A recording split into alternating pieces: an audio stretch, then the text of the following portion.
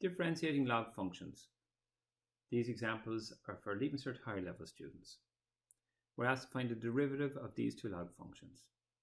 In the formulas and tables book, we see that the natural log of x, when we differentiate it, goes to 1 over x.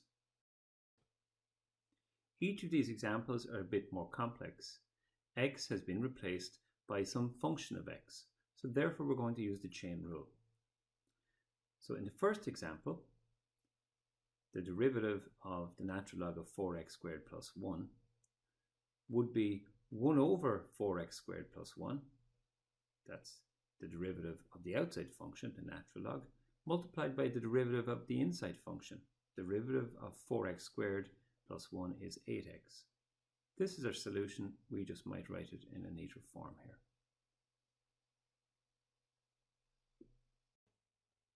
In the second example, again we have, instead of log x, we have log of a function of x, sine squared x. So the derivative this time, again we'll get the derivative of the outside layer, that's the log, then the next layer, which is the square, and the inside layer is the sine. So differentiating the log becomes 1 over sine squared x. That's the derivative of the outside. The derivative of the squared becomes, multiplied by the power, becomes 2 sine x. So sine x squared becomes 2 sine x. Multiplied by the power, reduced the power by 1. And the derivative of sine x is cosine x.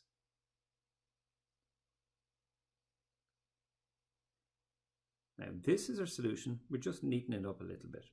You might notice we have a sine squared below the line and a sine above the line. So there's a cancellation here, leaving with sine below the line. So it becomes 2 cosine x divided by sine x.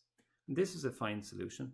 You might notice that cosine divided by sine is what we call cotan of x or cot x. It's fine either way. So this is the answer.